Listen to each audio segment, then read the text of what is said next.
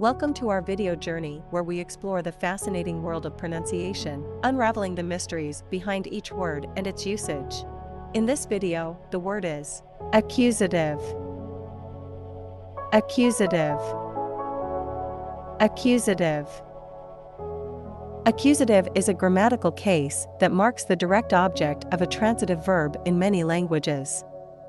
It is used to indicate the noun or pronoun that is the receiver of the action or the thing being acted upon.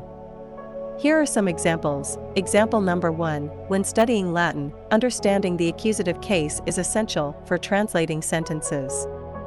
Why accusative is used in example number 1. In language education, accusative is crucial for comprehending sentence structure and translation. Example number 2. In Homer's epic poems, the accusative case is prevalent in describing actions and objects. Why accusative is used in example number 2. Accusative is used to explain how direct objects and actions are depicted in classical literature. Stay tuned for more linguistic wonders and join us in unlocking the magic of language. Thanks for watching, and until next time, keep speaking, writing, and embracing the beauty of words.